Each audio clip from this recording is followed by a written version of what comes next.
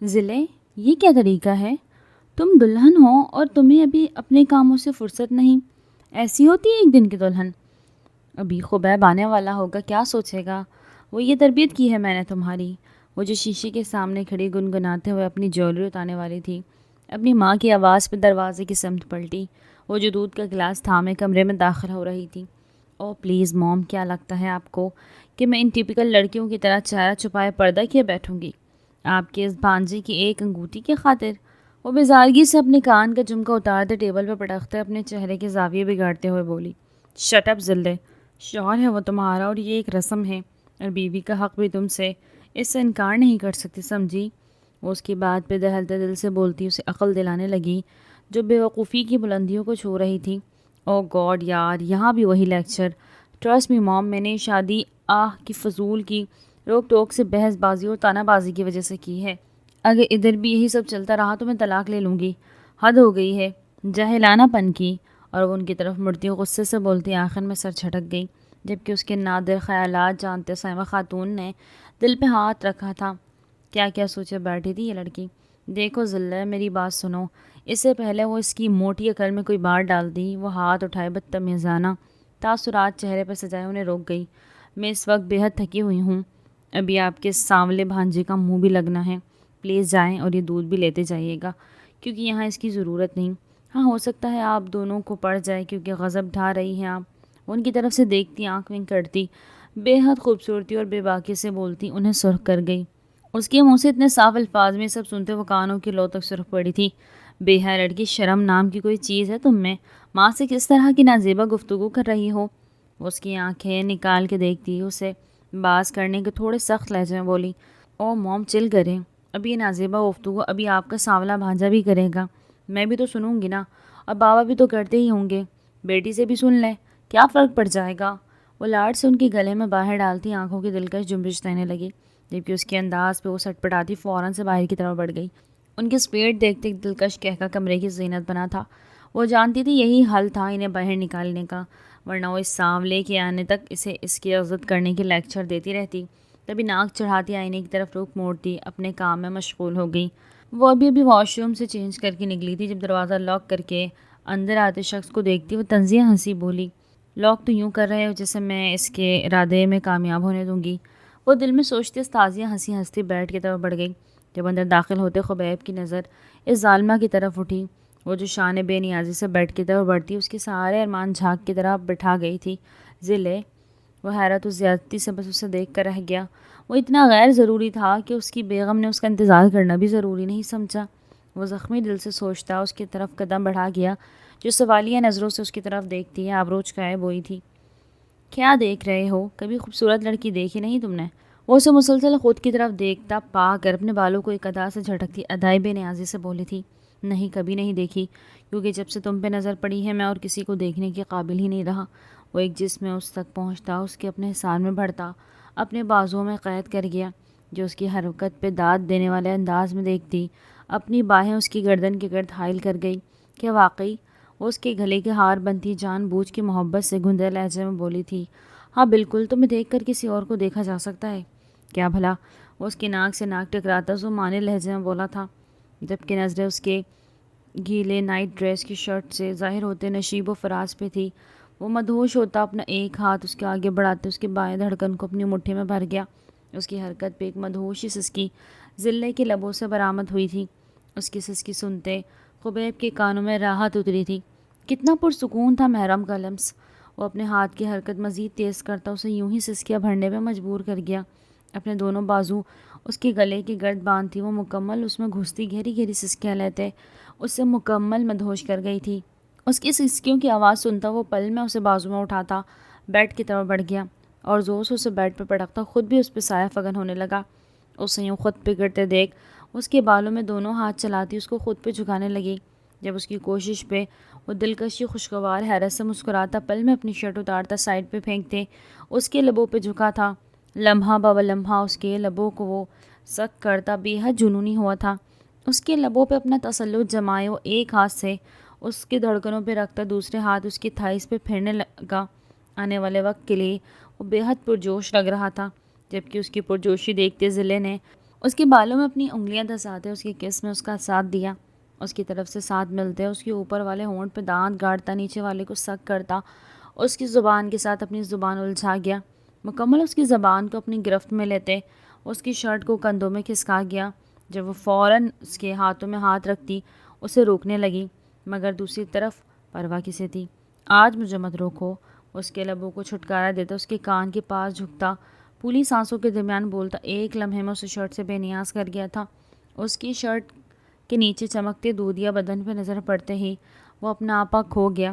تبھی بنا دیر کیے اس مصنوعی پردے کے اوپر سے ہی بے تابانہ انداز میں اس کی دھڑکنوں کو چباتا، اس کی تکلیف سے اسے سسکیاں بلند کروا گیا۔ اسے مکمل خمار میں بہکتے دیکھ وہ فتح مندی سے مسکرائی تھی، اس سے پہلے کہ وہ اس کے ساتھ مصنوعی پردے سے بھی آزاد کرتا اور حد پار کرتا۔ وہ ایک جھٹکے سے اسے پیچھے دھکیلتی ایک طرف ہوتی، خود پہ کمبل تان گئی۔ وہ جو اس کی دھڑکنوں کے نشے میں دھت اپنی ہی دنیا میں مگن تھا، اچانک ملنے والے جھٹکے سے خود کو سنبھال نہ پایا۔ وہ حیرت سے آنکھیں واہ کرتے اس کی طرف دیکھنے لگا جو اپنی شرٹ زیب تن کرتی اسے حقارت سے دیکھ رہی تھی۔ اس کے یوں دیکھنے وہ مزید حیران ہوا تھا۔ ابھی تو وہ بالکل ٹھیک تھی، ابھی ایسا اچانک کیا ہو گیا؟ کیا ہوا ذلے؟ کیا میں نے کچھ کیا؟ کیا میں وائلڈ ہو گیا تھا؟ کہیں درد ہو رہا ہے؟ وہ جو سمجھ رہا تھا وہ چاہ کر بھی نہیں سمجھنا چاہتا تھا۔ تبھی اپنے دل کی تسلی کی خاطر اس سے سوال کرنے لگا جو اس کے سوالات کی کہہ لگا گئی۔ میرے درد کو چھوڑو شاہ، اصل درد تو تمہیں ہو رہا ہوگا نا؟ ابھی جو تمہارے جذبات بلندیوں پہ پہنچا دی واپس زمین پہ لا پٹک گئی۔ اس کے ماتھے پہ انگلی پھیرتی اس کی گردن تک لاتی اس کا مذاق اڑاتے ہوئے بولی۔ جب اس کی بات سنتے وہ نہ سمجھی میں اس کی طرف دیکھنے لگا۔ کیا کہہ رہی تھی وہ؟ ذلے کیا کہہ رہی ہو؟ وہ حیران ہوا مگر فی الحال عام سے لہجے میں ہر چیز کو جھٹکتا اس سے پوچھنے لگا۔ اس کے جذبات انتہا پہ تھے اور اس کو یوں جھٹک گئی تھی، اس کا تڑپنا تو بنتا تھا۔ تبھی اس کے ہاتھ تھامنے کے لیے آگے بڑھا جب وہ پل میں اپنے ہاتھ میں پوش پہ باندھ گئی، چہرہ پر ہر احساس سے عاری تھا۔ ذلے اب کی بار اندازانہ سوال تھا۔ دیکھو جو بھی مسئلہ ہے مجھے بتاؤ، کیا ہوا ہے اچانک سے تمہیں؟ وہ منت کرنے والے انداز میں بولتا اس سے پوچھنے لگا جو بس مسکراتی جا رہی تھی۔ میرا مسئلہ تم ہو، لیکن اب چونکہ تمہیں برداشت کرنا میری مجبوری ہے تو پلیز میں بس تمہاری موجودگی برداشت کر سکتی ہوں، تمہاری چونچلیں نہیں، لہٰذا یہ سب بند کرو اور لائٹ آف کر دو، مجھے سونا ہے۔ وہ بیزارگی سے موئے لہجے کو بے حد برا بناتی، اس کے جذبوں کی توہین کرتی، اس کا دل چور چور کر گئی تھی۔ ایسا مت کرو ذلے، تم میری بیوی ہو، مجھ پہ حلال ہو۔ وہ ایک دفعہ پھر سے اس کی طرف بڑھا جو فوراً سے اسے خود پہ پیچھے کرتی موو کر گئی۔ کہا نا کہ میرے قریب مت آنا، اگر تم میرے قریب آئی تو میں خود کو ختم کر لوں گی، تمہارے لمس کے ساتھ جینے سے بہتر ہے میں حرام کی موت گلے لگا لوں۔ اس کے دل میں خبیب کے لیے بے حد نفرت تھی، اس کی وجہ نہیں جانتا تھا مگر دل بے حد دکھا تھا۔ محبوب کے دل میں اپنے لیے نفرت دیکھنا آسان کام تو نہیں تھا۔ کوئی اس سے پوچھتا تو وہ چیخ کے بتاتا۔ موت سے زیادہ تکلیف دہ محبوب کے لہجے میں خود کے لیے نفرت محسوس کرنا، اس کے دل میں اپنا مقام نہ پانا، اس کے لفظوں میں خود کے لیے بھرا زہر دیکھنا آسان نہیں تھا۔ کوئی خبیب شاہ سے پوچھتا تو وہ انہیں اپنا زخمی ہوا دل دکھاتا جس سے وہ اپنے پیروں تلے کچلتی آگے بڑھ گئی تھی۔ کیا میں اتنا ناگزیر تمہارے لیے؟ اگر ہاں تو پھر میرے قریب کیوں آئیں؟ کیوں مجھے مدہوش کیا؟ وہ غصے سے پاگل ہوتا چیخا تھا مگر اس پہ غصہ نہیں کر سکتا تھا۔ تبھی ڈریسنگ ٹیبل پہ موجود تمام چیزوں کا ہاتھ مار کے گراتا، وہ بے جان چیزوں پہ اپنا غصہ اتارنے لگا، جبکہ اس کے غصے پہ وہ ٹانگیں پھیلا کے بیڈ پہ نیم دراز ہوتی اپنا سر جھٹکتی موبائل میں مصروف ہو گئی۔ اسے یوں مصروف دیکھ کر وہ ایک شکوہ بھری نظر اس پر ڈالتا، اپنی سگریٹ کا پیکٹ اٹھاتا بالکنی کی طرف بڑھ گیا تھا، جبکہ اسے یوں جاتے دیکھ کے وہ ایک گہری نظر اس پر ڈالتی بے نیازی سے اپنا سر جھٹک گئی۔ ذلے بچہ کھانا آج تم بناؤ کیونکہ یہ مہمان آ رہے ہیں، تو میں چاہتی ہوں کہ سب کو بتاؤں کہ کھانا میری بہو نے خود بنایا ہے، انہیں بھی اچھا لگے گا اور مجھے بھی۔ وہ جو لاؤنج میں بیٹھی موبائل پہ مصروف کوئی ریل دیکھتی مسکرا رہی تھی کہ ان کی بات پہ ناگواری سے اس کے ماتھے پہ بل پڑے تھے۔ What do you mean Pappu کہ میں کھانا بناؤں؟ آپ کو لگتا ہے کہ میں نے کبھی کچن کا رخ کیا ہوگا؟ مطلب سیریسلی؟ وہ ان کی بات سنتی غرور سے بولتی آخر میں استحاضی انداز میں سر جھٹک گئی، جبکہ اس کی یوں سر جھٹکنے پہ اس پہ تصاد اس کے جواب پہ وہ مایوس ہوئی تھی۔ یہ شادی کو 4 مہینے ہونے کو تھے مگر مجال وہ جو ایک دفعہ بھی اس نے اپنے بیٹے کو خوش دیکھا ہو یا اس لڑکی کو کبھی اپنے بیٹے سے پیار سے بات کرتے دیکھا ہو۔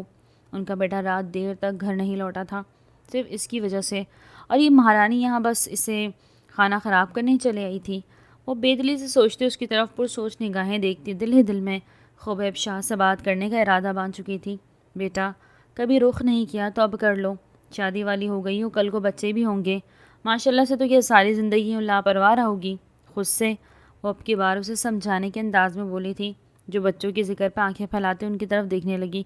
واٹ یو مین بچے؟ کس نے بولا کہ میرے بچے ہوں گے؟ توبہ کرے پھپھو، میرا فکر خراب کرنا چاہتی ہیں؟ میں تو آپ مجھ سے امید چھوڑ دیں کہ میں کوئی بچہ پیدا کروں گی، اور ویسے بھی بچے تو تب پیدا کروں گی نا جب آپ کے بیٹے۔ ان کی بات پہ دونوں ہاتھ جوڑ کر انہیں ٹوکتی روانگی سے بولتی جا رہی تھی، جب پیچھے سے آتے خبیب شاہ نے اس کی بات سنتے اپنی آنکھیں میچھی تھی۔ اس سے پہلے کہ وہ اپنی بات مکمل کرتی، ان کا رشتہ یہاں کرتی، وہ اسے ٹوک گیا تھا۔ ذلے پانی لے کر آؤ، وہ تھکے ہوئے لہجے میں کہتا اپنی ماں کی طرف بڑھا، ان کے آگے سر جھکا گیا، جو اس پہ صدقے واری جانے لگی۔ کیوں میں تمہارے باپ کی نوکر ہوں؟ اس کو دیکھتی وہ غصے سے چیخی تھی۔ وہ کیسے اس پہ یوں حکم چلا سکتا تھا؟ اس کا لہجہ، اس کا ٹون وہ برداشت نہیں کر پائی تھی۔ تبھی چیخ کے بولتی اس کے چہرے پہ بھی ناگوار تاثرات سجا گئی۔ وہ کئی مہینوں سے اس کا یہ رویہ برداشت کر رہا تھا، مگر اب اس کی اینڈ ہوئی تھی۔ تبھی وہ اس کی طرف غصے سے دیکھنے لگا۔ باپ کی نوکر نہیں ہو لیکن میری بیوی ضرور ہو، اور یہ کام بیویوں کے ہوتے ہیں۔ اگر تمہیں اس کا علم نہیں تو سارا دن فضول کے لوگوں کے ساتھ چیٹ کرنے اور ریلز دیکھنے کے بجائے اچھی بیوی بننے کے سلیقے سیکھ لو، تو شاید ہی تمہاری زندگی سنور جائے۔ وہ اپنے ضبط کو کھوتا محسوس کرتے سارے لحاظ بلائے طاق رکھتا غصے سے دہاڑا تھا۔ جب اس کی دہاڑ پہ وہ ایک پل کو حیران ہوتی، اگلے ہی پل کہکا لگا گئی۔ اب تم مجھے بتاؤ گے مجھے کیا کرنا چاہیے اور کیا نہیں؟ وہ اپنے کونیوں کو گھٹنوں پہ رکھتے اپنے ہاتھ کی مٹھیاں بنائے ان پہ اپنی تھوڑی ٹکاتی استحاضی انداز میں بولتی اسے آگ لگا گئی، اور اگلے ہی لمحے وہاں سے اٹھتی۔ 9 تو 11 ہو گئی۔ اسے یوں جاتے دیکھ وہ دل کو سمجھاتا اپنی ماں کی طرف متوجہ ہوا۔ وہ جنم آنکھوں سے اس کی طرف دیکھ رہی تھی۔ میں تمہیں کہہ رہی ہوں نا کہ کر لو دوسری شادی، یہاں کچھ نہیں ملے گا۔ کب تک ایسے ہی رہے گا تو؟ کہ تیرا خوشیوں پہ کوئی حق نہیں؟ اس کے بالوں میں ہاتھ چلاتی نم لہجے میں کہتی۔ اس کے لبوں پہ ایک آسودگی بری مسکراہٹ سجا گئی۔ میری خوشیاں بس اس سے جوڑی ہیں مما، اس کے بغیر کیسے خوش رہ لوں؟ وہ اذیت کے انتہا پہ پہنچتا بے حد عاجز سے پوچھنے لگا، جیسے ایک معصوم بچہ اپنی ماں سے کسی چیز کی بابا سوال کر رہا ہو۔ انسانوں سے خوشیاں وابستہ نہیں کرتے شاہ، انسان خطرناک ہوتے ہیں۔ اس کے بالوں پہ بوسہ دیتی پیار سے بولی تھی، یہ آپ نے مجھے بچپن میں کیوں نہیں سکھایا مما؟ کاش اب تب سکھا دیتی تو آج میں اس حال میں نہ ہوتا۔ ان کی گود میں سر رکھتا تڑپتے لہجے میں بولتا اپنی آنکھوں کا بند توڑ گیا، جبکہ اپنی گود کو گیلا محسوس کرتے وہ ایک پل میں اس کا چہرہ اٹھا گئی، جو جان بوجھ کے ان کی گود میں اپنا چہرہ تھسائے جا رہا تھا۔ شاہ تجھے شادی تو کرنی پڑے گی، تجھے تیری ماں کی قسم، شادی کر لے بیٹا۔ اس کے چہرے کو ہاتھوں کے پیالے میں بھرتی اس کے خوبصورت نقوش کی دیوانہ وار نظروں سے دیکھتی، آنکھوں میں ممتا کی پیاس لی اس کے ماتھے پہ اپنے لب رکھ گئی۔ یہ مت کر مما، وہ انکار کر گیا جبکہ آنکھیں چرائی تھی۔ اگر تو نے ایسا نہیں کیا تو اپنی ماں کا مرا ہوا منہ دیکھے گا۔ وہ بلیک میلنگ پر اتر آئی۔ یہ غلط ہے مما، وہ خفا ہوا، میں یہ نہیں کروں گا۔ اس کا انداز اٹل تھا۔ ٹھیک ہے جا مت کر، اور اب مجھے ماں نہ کہنا۔ اسے ایک ہی بات پر اٹکا دیکھ اب کی بار اس کا سر اپنی گود میں ہٹاتی ناراضگی سے بولی تھی، مما اب آپ بھی ایسے کریں گے تو میرے ساتھ تو کدھر جائے گا آپ کا شاہ؟ وہ دوبارہ سے ان کی گود میں سر رکھتا معصومیت سے پوچھنے لگا، اپنی دوسری بیوی کے پاس؟ وہ چہکتے جواب دے گئی، جبکہ ان کی بات پہ وہ دل کھول کے ہنسا تھا۔ ایسا کبھی نہیں ہونے والا۔ وہ نفی میں سر ہلا گیا۔ وہ سوچ بھی نہیں سکتا تھا کہ وہ اپنی ضلع کو اس دکھ سے گزارے گا۔ وہ اپنی محبت پہ سوتن کبھی نہیں لائے گا۔ وہ اپنے ضلع کا حق کسی اور کو کیسے دے سکتا تھا؟ نہیں، یہ ناممکن ہے۔ ہوگا دیکھنا تو، وہ اسے آنے والے وقت سے خبردار کرتی چیلنجنگ انداز میں کہنے لگی، جب ان کی بات پہ خاموشی سے سر جھٹک گیا۔ وہ آ رہا ہے کہ آج کچھ کہہ رہی تھی؟ مسلسل کچھ دیر کی خاموشی کے بعد ان کا دھیان بھٹکانے کو بولا تھا، ہاں رقیہ آ رہی ہے، زائشہ بھی ساتھ آ رہی ہے۔ وہ اس کو بتاتی آخر میں زائشہ کا ذکر بھی کر گئی، جبکہ زائشہ کے ذکر پہ ان کی آنکھیں چمکی تھیں۔ او اچھا، خالہ خیریت سے آ رہی ہیں؟ زائشہ کے ذکر کو نظر انداز کیا تھا، مگر ایک پل کے لیے ایک چھوٹا سا وجود اس کی نظروں کے سامنے گھما تھا۔ ہاں، تمہاری بیگم سے ملنے آ رہے ہیں، جس کی فرمائش پہ تم نے بنا کسی کی پرواہ کیے اکیلے ہی شادی رچا لی تھی۔ وہ خفگی سے بولتی اسے کہکا لگانے پہ مجبور کر گئی۔ اچھا کیا نا، آپ کا خرچہ بچ گیا۔ وہ شرارت پہ آمادہ تھا، شری نہ ہو تو۔ وہ تڑپتے دل سے اس کی خوشیوں کی دعا کرتی اس کے سر پہ چپت لگا گئی، جبکہ ان کا ماتھا چومتا اوپر کمرے کی طرف بڑھ گیا۔ ضلع آج کہیں کھانے پہ چلیں؟ وہ کمرے میں آتا باہر ہوئی گفتگو کا اثر زائل کرنے پہ بے پناہ محبت سے بولا، زہر کھلانے کے لیے چلو گے؟ تو کھا لوں گی ورنہ میرا موڈ نہیں۔ وہ تڑک کے جواب دیتی اپنے ناخنوں کو تراشنے لگی۔ انداز بے حد مصروفانہ تھا۔ تو میں زہر کھلاؤں گا تو کہاں جاؤں گا ڈارلنگ؟ وہ جان بوجھ شرارتی انداز میں بولتا اپنے دکھتے دل کو حوصلہ دینے لگا۔ بھاڑ میں جاؤ میری بلا سے، میری تو جان چھوڑو یار عجیب۔ وہ اپنے ناخنوں پہ ایک ادا سے پھونک مارتی مغرورانہ انداز میں بول گئی، تو میں چھوڑ دوں گا تو بے جان ہو جاؤں گا۔ وہ اب کی بار بیچارہ اب کی بار چاہ کر بھی لہجے کو اداس ہونے سے روک نہ پایا۔ تو ہو جاؤ مجھے بھی سکون میسر ہو جائے گا، وہ ایک حقارت بھری نظر اس پر ڈالتی وہاں سے نکلتی چلی گئی، جبکہ وہ خالی خالی نظروں سے اس کی پشت کو دیکھنے لگا جو اس کا ایک دفاعی پر اسے دھتکار گئی تھی۔ کب تک زاویہ شاہ، آخر کب تک؟ وہ اپنے بالوں کو مٹھی میں دبوچتا چیخا تھا مگر جواب نہ دیدار۔ مما میں ذرا باہر۔ وہ جو کمرے میں داخل ہوتا اپنی ماں کو کچھ کہنے والا تھا، سامنے موجود وجودوں کو دیکھتا لمحے میں خاموش ہوا تھا۔ سامنے رقیہ بیگم صوفے پہ بیٹھی کسی بات پہ مسکرا رہی تھی، جبکہ ایک نازک وجود اس کی ماں کی گود میں سر رکھے اپنا چہرہ چھپائے اس کی جگہ پہ برجمان اس کی ماں پہ حق جتا رہا تھا۔ بے ساختہ اس کے ماتھے پہ بل پڑے تھے۔ ارے تم آؤ بیٹا اندر آؤ، کیسے ہو؟ اسے وہیں سٹل کھڑے دیکھ کے رقیہ بیگم اپنی جگہ سے اٹھتی پیار سے بولی، جی خالہ جان میں بالکل ٹھیک ہوں، آپ کیسی ہیں؟ وہ فوراً سے ہوش میں آتا ان کی طرف بڑھتا محبت و عقیدت سے بولتا ان کو اپنے ساتھ لگا گیا۔ نظریں وقفتاً اس نازک وجود کو اپنے حصار میں لے رہے تھے جو تقریباً اس کی ماں کی گود میں چھپ گئی تھی۔ میں بھی ٹھیک ہوں، اللہ کا کرم ہے بھائی۔ بیگم کہاں ہے تمہاری؟ کب سے انتظار میں ہوں، آنے کو ہی نہیں ہو رہی۔ کیا اسے ہمارا آنا پسند نہیں آیا؟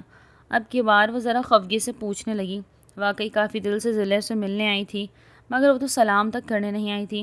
خالہ جان وہ تھک گئی ہوگی، شاید میں دیکھتا ہوں اسے، آئی ایم سوری یار، ابھی لے کر آتا ہوں۔ وہ محبت سے بولتا ان کا ماتھا چومتا دل میں شرمندہ ہوتا باہر کی طرف بڑھ گیا۔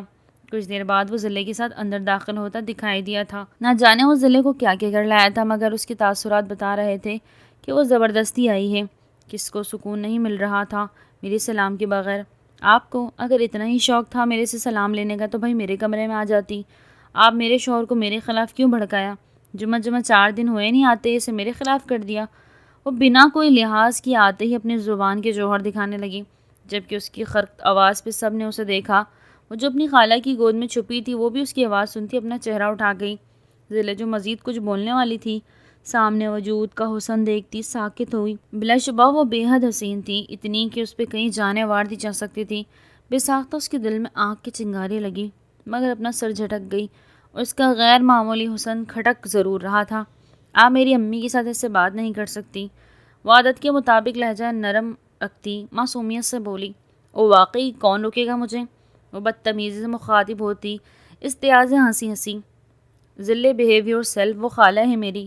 اب کی بار وہ برداشت کو تو غصے سے بولا تھا مگر لہجہ پھر بھی حتی الامکان رکھا تھا۔ تو میں کیا کروں؟ میں نے کہا تھا کہ مجھے ملنا ہے، کتنی دفعہ سمجھاؤں؟ تمہارے اس خاندان میں تم سے اس رشتے میں مجھے کوئی دلچسپی نہیں، بہت جلد میں تم سے طلاق لے لوں گی، سمجھے تم؟ پلیز یہ ناٹک مجھ سے کروایا مت کرو کیونکہ میں تمہیں کبھی قبول نہیں کروں گی، تمہارے لیے ایسی لڑکیاں بیسٹ رہیں گی۔ وہ اس کو بدتمیزی کے انتظار پہ زیادہ جواب دیتے آخر میں عائشہ کی طرف اشارہ کرتی ہنستے ہوئے بولی تھی، جبکہ اس کی اشارہ کرنے پر دونوں کی نظریں لمحے بھر کو ملی تھی۔ اس کی آنکھوں میں دیکھتے عائشہ کا دل اپنی جگہ سے باہر نکلا تھا، جبکہ وہ ساکت نگاہوں سے دیکھتا اپنی نظروں کا زاویہ بدل گیا۔ اس کے دل کو ایک ہی عادت شاید بھائی تھی، کیسے ممکن نہ کسی اور کو دیکھ کے دل دھڑک جانا؟ ذلہ بہت ہو گیا، سٹاپ اٹ، کمرے میں چلو۔ وہ اس کا بازو پکڑتا اسے لے کے جانے لگا جب وہ لمحے میں اپنا بازو چھڑا گئی۔ کیوں لے کے جا رہے ہو؟ سمجھ نہیں آ رہی۔ طلاق چاہیے مجھے، عزت سے دو گے یا پھر کوئی حرکت انجام دوں؟ وہ اسے ڈرانے لگی تھی جبکہ اس کی بات سنتے خبیب کے ریڑھ کی ہڈی میں سنسناہٹ ہوئی تھی۔ کیا کرنے کا ارادہ رکھتی تھی وہ آخر؟ لسن آنٹیز، مجھے آپ کے بیٹے بھانجے میں کوئی انٹرسٹ نہیں، پلیز اس کو آپ کچھ چاہے جو کیجیے، اس سے بس بہت جلد میں طلاق لینے والی ہوں۔ ان کو بتاتی اپنے ہاتھوں کو جھاڑتی ایک نظر سب پر ڈالتی وہاں سے نکلتی چلی گئی، جبکہ اس کے سامنے اتنی بےعزتی پہ اس کی بے رخی پہ وہ نظریں تک اٹھانے کے قابل نہیں رہا۔ کتنا شرمندہ کروا گئی تھی وہ اسے، کیا قصور تھا اس کا؟ صرف محبت کو محرم بنایا تھا۔ وہ شکستہ دل سے سوچتا ہولے سے قدم بڑھاتا باہر کی طرف بڑھ گیا، جبکہ باقی سب ایسے تھے جسے سامنے سونگ گیا ہو۔ انہیں ذلہ سے اتنی بدتمیزی کی امید نہیں تھی، اس لیے میں اسے کہتی ہوں دوسری شادی کر لے، لڑکی میرے بیٹے کو کھا جائے گی۔ اسے جاتے دیکھ زرمینہ بیگم بے حد سست روئی سے چل کے بیڈ پہ بیٹھی، بے حد غمگین لہجے میں بولی تھی، جبکہ ان کی بات سنتے رقیہ بیگم نے اپنے آنسو پوچھے، ان کی کندھے پہ ہاتھ رکھا۔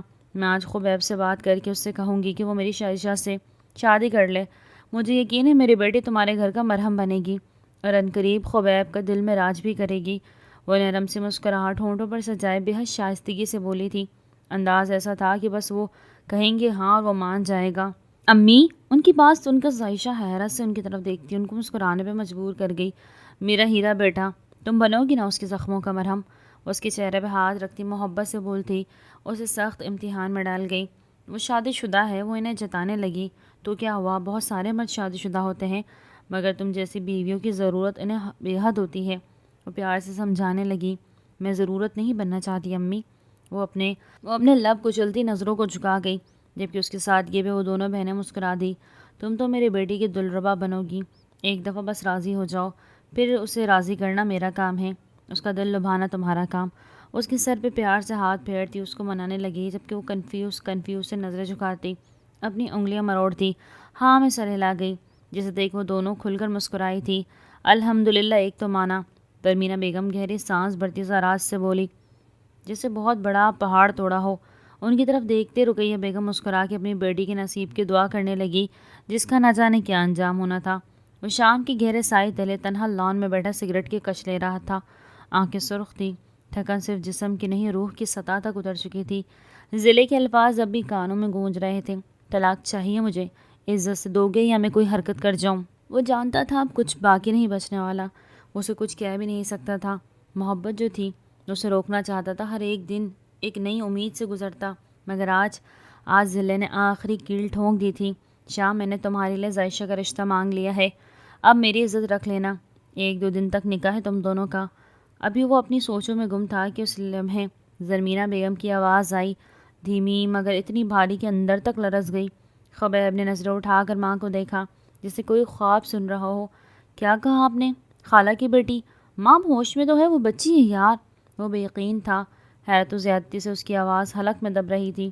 کیا واقعی اس کی یہ ماں کر چکی تھی؟ وہ کیسے کرے گا؟ کیسے اپنا بکھرا وجود ایک اور صنف نازک کی سپرد کرے گا؟ ظاہشہ رقیہ کی بیٹی ہے، وہ تمہیں سمیٹ سکتی ہے شاہ، تمہیں نئی زندگی دے سکتی ہے۔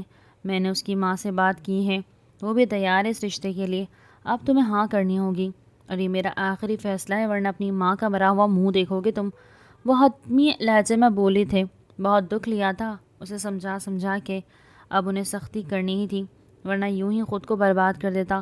ان کی بات سنتا وہ بے یقینی سے مسکرایا، دل جیسے ہنسا ہو، زخموں سے، یادوں سے، ندامت سے۔ مما، میرا بکھرا ہوا ٹوٹا ہوا ظاہشہ مجھ سے برداشت نہیں ہوگی، میں تو ابھی تک ضلع کی تلخی میں قید ہوں، ایک اور وجود کیسے سہن کروں گا میں؟ وہ بگڑتے لہجے میں بولتا اپنی اذیت سے چور دل ان کے سامنے کھول گیا۔ دل تھا کہ پھٹنے کو تیار تھا، مگر حالت تھی کہ کوئی سمجھ نہیں پا رہا تھا، سمیٹ نہیں رہا تھا۔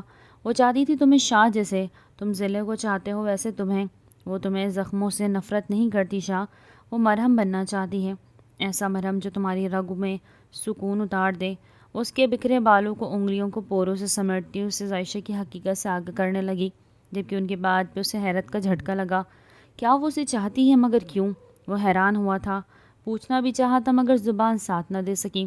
اس پل وہاں خاموشی چھائی تھی، جب اچانک خبیب سگریٹ بجھاتے اپنی کرسی سے اٹھ کر دور جاتے آسمان کی طرف دیکھتے نہ جانے کیا ڈھونڈنے لگا۔ دور خلاؤں میں دیکھتا وہ خود بھی اس خلا کے مانند محسوس ہو رہا تھا۔ ٹھیک ہے، اگر ظاہشہ کو صرف میرا ساتھ منظور ہے تو میں تیار ہوں۔ وہ کافی دیر خاموشی کے بعد اپنا فیصلہ سنا گیا۔ وہ ذلے سے اتنا ہرٹڈ تھا کہ بے ساختہ ہاں کر گیا۔ وہ اپنی ماں کو مزید اس لڑکی کی خاطر ہرٹ نہیں کر سکتا تھا جس کو اس کی عزت کی بھی پرواہ نہ تھی۔ تم نے ہاں کہہ دی؟ زرینہ بیگم کی آنکھوں میں حیرت کے ساتھ ایک نمی بھی جھلکی تھی، وہ سمجھی تھی وہ نہیں مانے گا۔ ہاں مما، مگر صرف اس شرط پہ کہ میں اسے کبھی جھوٹی امید نہیں دوں گا، وہ اگر میرا بکھرا وجود قبول کرے تو بھی اس کے لیے خود کو سمیٹنے کی کوشش نہیں کروں گا۔ اب کچھ نہیں کہیں گی، انہیں اپنا فیصلہ بتاتا ان کی رائے مانگنے لگا، جس پہ وہ پورے دل سے راضی تھی۔ انہیں اور کیا چاہیے تھا؟ جب ان کا بیٹا ان کی بات مان گیا تھا تو آگے کام ظاہشہ کا تھا، وہ کیسے ان کے بیٹے کی محبت پاتی، آیا پاتی بھی کہ نہیں وہ تو وقت بتاتا۔ گھڑی کی ٹک ٹک جیسے ہر لمحے کی گواہ بن چکی تھی۔ صحن میں سفید پردے لگے تھے، ہر طرف ہلکی ہلکی گلاب اور موتی کی خوشبو بکھری ہوئی تھی۔ دلہن کے کمرے سے ہلکی سی سرگوشیاں، مہندی کی خوشبو اور دھیمی موسیقی کا شور تھا۔ ماحول کو کسی خواب جیسا سجایا گیا۔ ظاہشہ سفید اور سنہری امتزاج کا روسی جوڑا پہنے ایک دیوار پر نظر جھکائے بیٹھی تھی۔ اس کی چہرے پہ ہلکی ہلکی نمی تھی، مگر وہ نمی دکھ کے نہیں، کسی ایک انجانے خوف اور ذمہ داری کے بوجھ کی علامت تھی۔ زرینہ بیگم اس کے بالوں پہ ہاتھ پھیرتی بار بار اسے تسلی دے رہی تھی۔ میری بچی، آج سے تم صرف میری بہو نہیں، میرے بیٹے کی دنیا بنو گی۔ خبیب کے دل کے دروازے کی تکلیف نے بند کیے تھے، اب تم ہی اس کے زخموں کی مرہم ہو۔ وہ اس کے ماتھے پہ بوسہ دیتے بولی تو ظاہشہ نے دھیرے سے سر ہلایا۔ دوسری طرف خبیب سفید شلوار قمیض اور کریم رنگ کے واسکٹ میں نہایت ہی خوب موش بیٹھا تھا۔ مسجد کے اس گوشے میں بیٹھا وہ مولوی کی صاف آوازیں سن رہا تھا، مگر دل میں کئی طوفان پل رہے تھے۔ قبول ہے؟ یہ سوال جسے خبیب کو حقیقت میں واپس لایا۔ سب کی نظریں اس پہ تھی، مگر اس کی آنکھوں کے سامنے ایک ہی منظر تھا، ضلع کا سخت لہجہ، اس کی بے حسی۔ قبول ہے، اس نے مضبوط آواز میں کہا۔ دوسری طرف سے ظاہشہ کی نظریں اشکوں سے لبریز تھی۔ اس کے دل میں عجیب سا ڈر تھا کہ کہیں وہ کسی کا حق چھین تو نہیں رہی، مگر ماں کی دعائیں اور خبیب کے لیے بے حد عزت اسے نئے سفر کے لیے ہمت دے رہی تھی۔ قبول ہے، اس کے لبوں سے نکلتا زرمینہ بیگم نے سجدہ شکر ادا کیا۔ مولوی صاحب نے جیسے ہی نکاح مکمل ہونے کی دعا شروع کی، ظاہشہ کے ہاتھ میں تھاما قرآن پاک اس کے دل کو جیسے ٹھنڈک دینے لگا۔ دعاؤں کے لفظوں میں دل کی ہر تہہ سے آمین نکل رہا تھا، جبکہ دور ایک کمرے کے پردے کے پیچھے کھڑی ذلہ اس منظر کو دیکھ رہی تھی۔ نظریں جیسے بے جان تھی، پر دل میں کچھ ایسا ہو رہا تھا جو لفظوں میں بیان نہیں ہو سکتا۔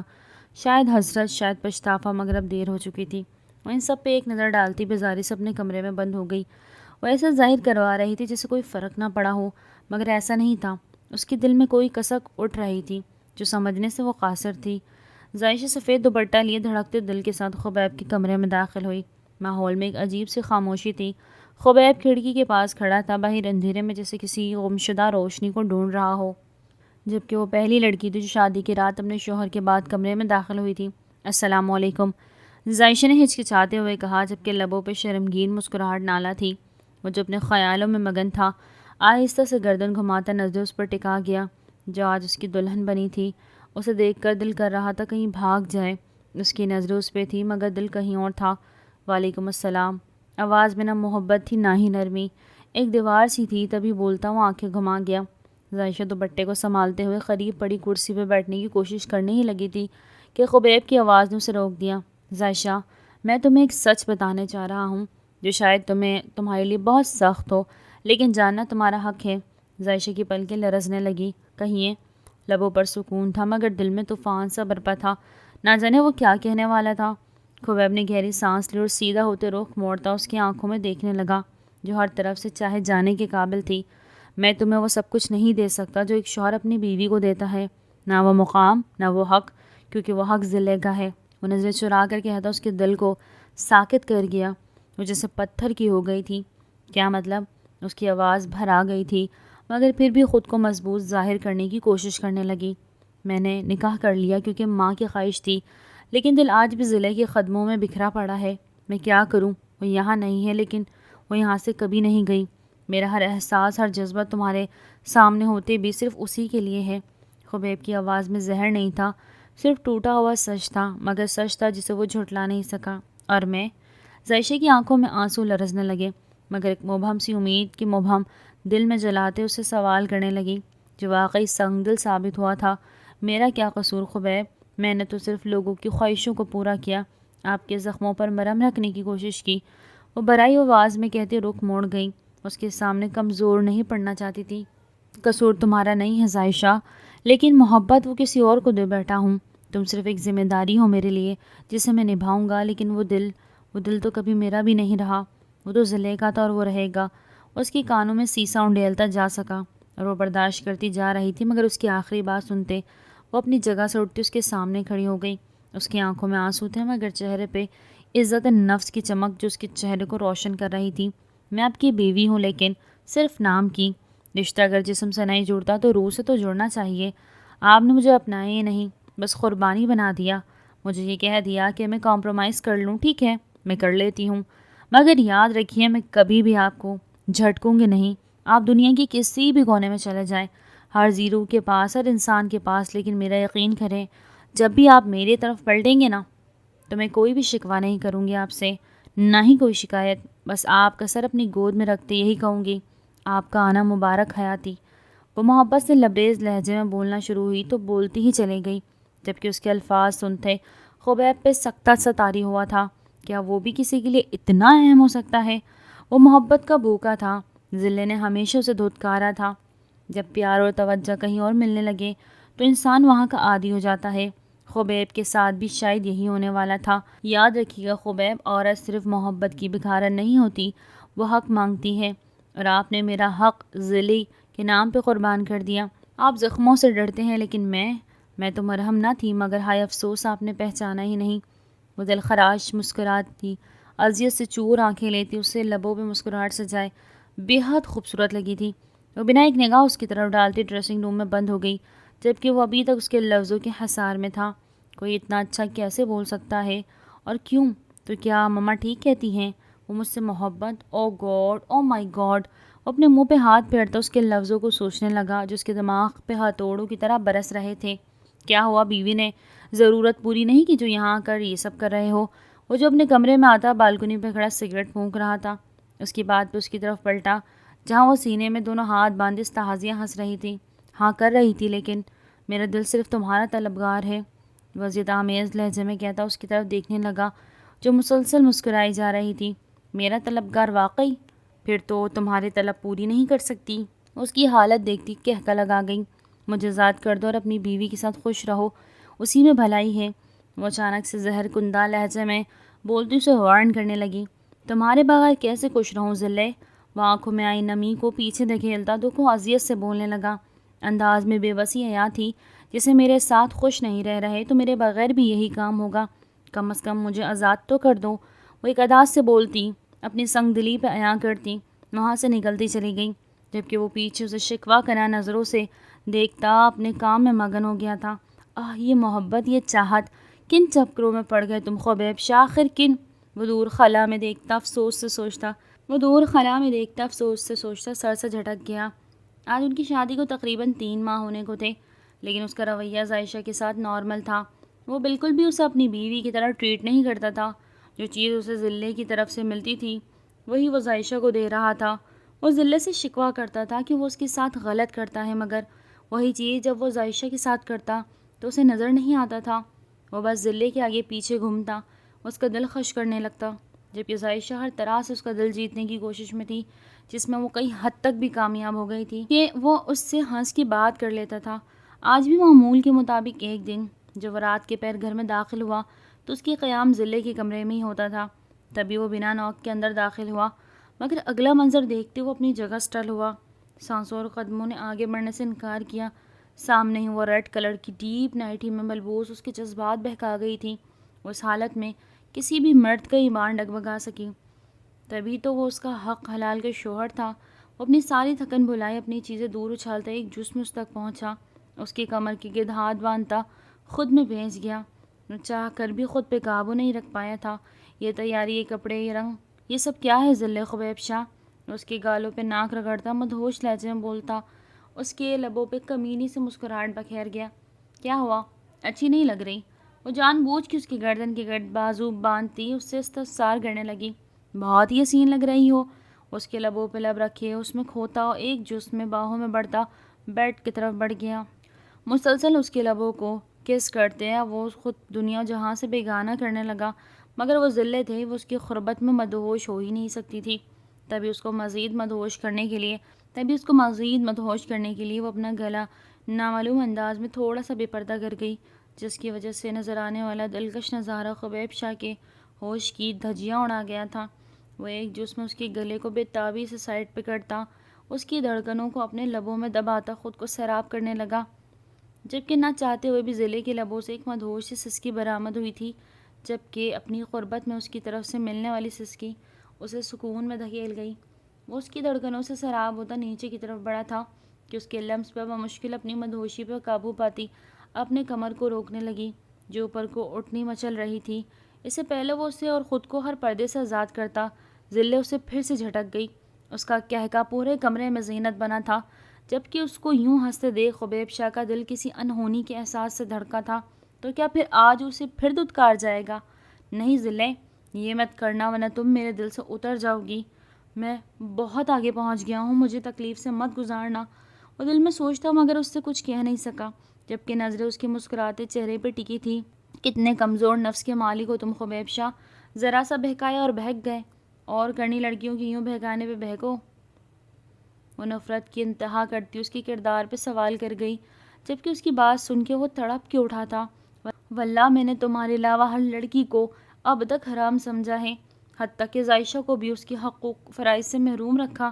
مجھ پہ یہ الزام مت لگاؤ ذلے, میں برداشت نہیں کر پاؤں گا. وہ پھٹ پڑا تھا, اس کے الزام اسے پاگل کر گیا. تم کچھ بھی کہو, میں تمہاری جھانسے میں نہیں آنے والی, مجھے آزادی دو. اس کی بات پہ سر جھڑک کر اپنی بات کہنے لگی.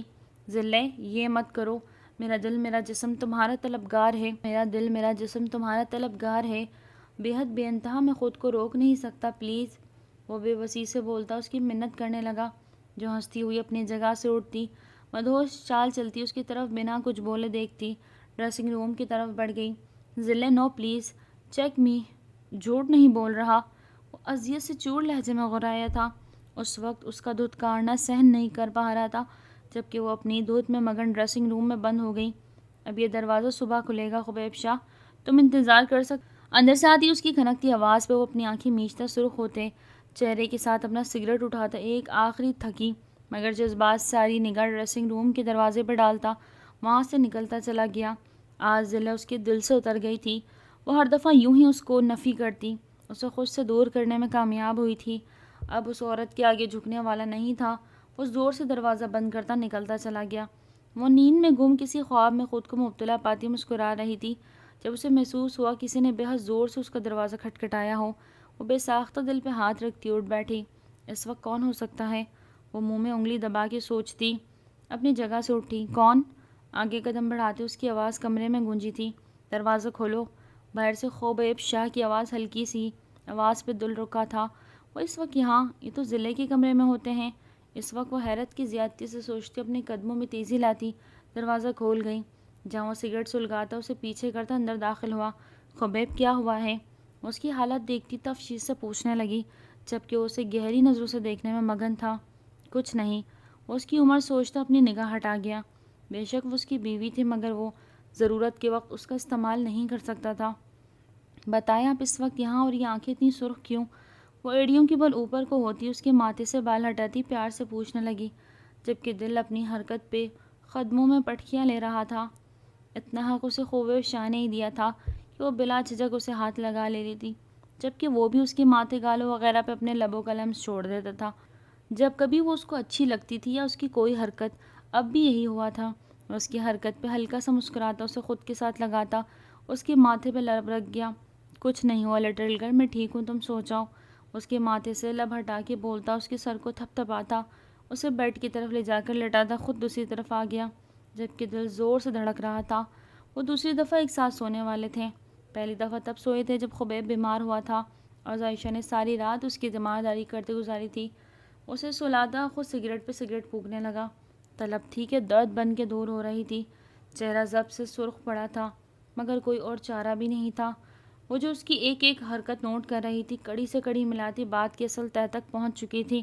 وہ بے حد ذہین تھی مگر اتنی سمجھداری کا ثبوت پہلی دفعہ دے رہی تھی. وہ بلینکٹ سائڈ پہ کرتی اس کی طرف کھسکتی اپنی جگہ سے اٹھتی اس کی گود میں بیٹھ گئی جبکہ اسے یوں اپنی گود میں بیٹھتے دیکھ وہ حیران ہوا تھا. سگریٹ ہاتھوں سے چھوٹ کر زمین پہ گرا. عائشہ, اس کی آواز میں حیرت نمایاں تھی. خود کو تکلیف نہ دے خبیب, میں آپ کی ہر تکلیف کو سکون میں بدلنے کے لیے تو ہوں. وہ شرمائی سی آواز میں کہتی اس کے لبوں پہ اپنے لب رکھ گئی. پہلی دفعہ محرم کی طرف سے پہل ملنے پہ اس کا دل ڈوب کے ابھرا تھا. یہ احساس بے حد پیارا تھا کہ آپ کا محرم آپ کی توجہ و قربت کو ترس رہا ہو بالکل اسی طرح جیسے آپ. بے ساختہ اس کے ہاتھ عائشہ کی کمر کی گرد بندھے تھے. تم بہت چھوٹی ہو لٹل گرل, اسے سمجھانے لگا جبکہ اس کو ایک لہر جسم میں دوڑ گئی تھی. میں آپ کو جھیل سکتی ہوں. وہ بولتی اس کی گردن پہ چہرہ چھپا گئی. جب وہ کہکا لگاتا اس کا چہرہ باہر نکالنے لگا. Are you sure? تم مجھے جھٹکو گی تو نہیں؟ وہ کسی خوف کے تحت وجہ پوچھ بیٹھا جب عائشہ نے اس کی شرٹ کے بٹن کھولتی اس کے سینے پہ لب رکھ گئی. کوئی جنت کو بھی ٹھکراتا ہے کیا؟ وہ محبت سے بولتی اس کے سینے پہ لب ٹرک آ گئی، جبکہ اس کا ایک جملہ خبیب شاہ کا خون منجمد کر گیا۔ یہ کیا کہہ گئی تھی وہ؟ اف، اتنا خوبصورت اظہار! وہ پاگل ہوا تھا۔ بے ساختہ کروٹ بدلتا، اسے خود کے نیچے کرتا، وہ اس کی شرٹ ریموو کرتا، سیم اسی جگہ پہ لب رکھا جہاں اس کے سینے پہ عائشہ نے رکھے تھے، جبکہ عائشہ پہلی بار اس کا لمس محسوس کرتی، شرماتے ہوئے اس میں چہرہ چھپانے لگی۔ جو نفی میں سر ہلاتا اسے خود کو سیراب کرنے لگا۔ ان کا رشتہ زبردستی بنا تھا، نہ محبت تھی نہ کوئی کشش، مگر عائشہ کا صبر اور خبیب کا زخمی دل ان دونوں کو ایک کر گیا۔ وہ جو قربت، جو سکون ضلع کے پاس سے چاہ رہا تھا، اس سے کئی زیادہ سکونوں سے اس کی لٹل گرل نے دیا تھا، جس پہ وہ اپنی ہر طرح کی چاہت لٹا گیا۔ اس نے ضلع کا انتظار کیا تھا، وہ ساری زندگی اس کا انتظار کر سکتا تھا، مگر وہ اسے مزید باندھ کے نہیں رکھنا چاہتا تھا۔ یہ چیز ناقابل قبول تھی اس کے لیے کہ اس کی محرم اپنے شوہر کو خود کی طرف راغب کر کے اسے دھتکار دیتی۔ اس وقت وہ سب بھلائے عائشہ میں مگن تھا، جو اس کے لیے سکون جہاں بنی ہوئی تھی، کیوں جیسے ہر خوشی، سارا سکون، ہر منظر اسی میں سمٹ کے آیا۔ کچھ عرصے بعد زی کیا ہوا بچہ؟ وہ ابھی آفس سے آیا تھا، جب اسے نڈھال سے دیکھتا فوراً اس تک پہنچا، اپنی ماں کو سائڈ پہ کر گیا جو اس کا چہرہ صاف کر رہی تھی۔ پتہ نہیں، شاہ صبح سے وامٹ ہو رہی ہے، میری اب بس ہو گئی، مجھ میں مزید ہمت نہیں بچی۔ وہ نڈھال سے اس کی کندھے پر سر ٹکاتی لاڈ سے بولی تھی، جبکہ اس کی یہ لاڈ دیکھتے دور کھڑی ضلع کے دل میں کچھ جلا تھا۔ آج تک اس نے خبیب میں ایسے لاڈ نہیں کیے تھے، تو پھر یہ کیسے کر سکتی تھی؟ سارے ناٹک ہیں اس کے، ایک دن میں جان سے ماری دوں گی اسے، ساری بے سکونی ہی اس کی وجہ سے ہے۔ وہ دل میں سوچتی اس کی طرف بڑھ گئی، جو ایک دفعہ پھر سے منہ پر ہاتھ رکھتی اٹھی تھی، جب خبیب شاہ اسے باہوں میں بڑھتا واش روم کی طرف بڑھ گیا۔ اتنی طبیعت خراب تھی تو پہلے کیوں نہیں بتایا؟ ماما اس کی چادر لائے، ڈاکٹر کے پاس جانا ہے۔ وہ اسے واش بیسن میں جھکے دیکھ خفگی کا اظہار کرتا ماں کو آواز لگا گیا، جو اچھا کہتی تھوڑی دیر بعد اس کی چادر لے کر آتی دکھائی دی۔ وہ اسے چادر اڑا کے گاڑی میں بٹھاتا خود بھی بیٹھنے لگا، جب ضلع اس کا بازو تھام گئی۔ مجھے بابا کے یہاں جانا ہے، تم نے کہا تھا کہ آج چلو گے، اب تم اس کو لے کے جا رہے ہو؟ وہ غصے سے بولی تھی جب خبیب کے ماتھے پہ بلوں کا جال بچھا۔ میری بیوی بیمار ہے، اس کی طبیعت زیادہ امپورٹنٹ ہے، نہ کہ آپ کے سیر سپاٹے۔ Thank you. وہ اجنبی لہجہ اختیار کرتا گاڑی میں بیٹھتا وہاں سے نکلتا چلا گیا، جبکہ ضلع اس کے انداز دیکھتی پاگل ہونے کو تھی۔ یہ میرے ساتھ ایسا بولنا شروع ہو گیا ہے، کیا اس سب میں میرا قصور ہے؟ وہ بجھے دل سے سوچتی سست قدموں سے اندر کی طرف بڑھ گئی تھی۔ ارے کیا ہو گیا ہے؟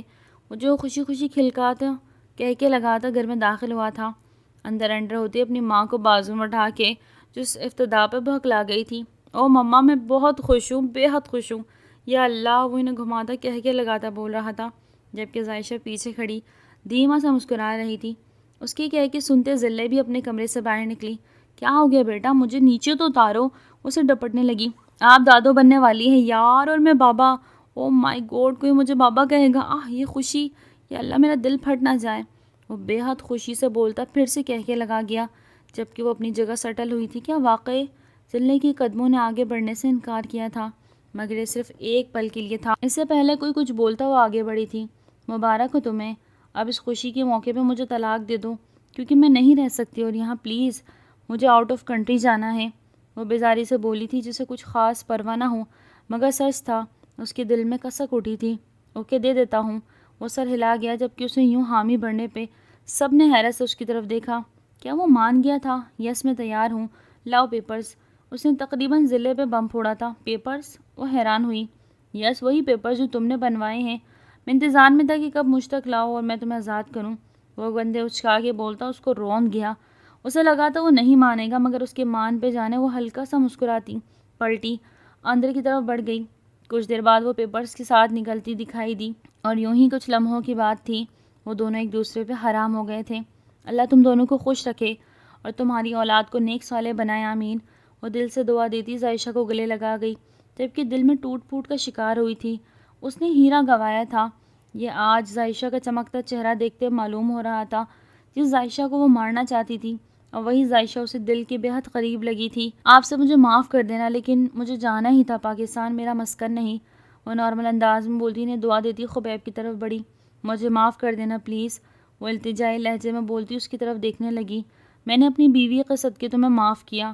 عائشہ کی طرف سے ملنے والے اشارے پہ وہ اسے معاف کر گیا، جبکہ اس کے لفظوں پہ وہ پھیکا سا مسکراتی وہاں سے نکلتی چلی گئی، جبکہ پیچھے اپنی ایک یاد چھوڑ گئی تھی۔ شاید وہی شاہ ولا کی مکین بھلا پاتے، لیکن کسی کی جانے سے زندگی رک تو نہیں جاتی، ان کی بھی نہیں رکنی تھی۔ بلا شبہ وہ ایک ساتھ بے حد خوش تھے، پہلے بھی ان کے درمیان نہ ہونے کے برابر تھی، اس لیے اس کا زیادہ محسوس نہ ہوا۔ اس کا جناب شاہ ولا میں بس دو ہی چیزوں کی گونجیں تھی، خبیب شاہ کی سرگوشیاں اور ان کی اولاد کی کلکاریاں۔ آج کا ناول تو یہیں تک، امید کرتی ہوں آج کا ناول آپ کو بہت پسند آیا ہوگا۔ اگر پسند آئے تو کامنٹ سیکشن میں اپنی قیمتی آراء کا ضرور اظہار کیجیے گا۔ پھر ملتے ہیں ایک خوبصورت اور رومانٹک ناول کے ساتھ، تب تک اپنا بہت زیادہ خیال رکھیں۔ ٹل دین ٹیک کیئر، اللہ حافظ۔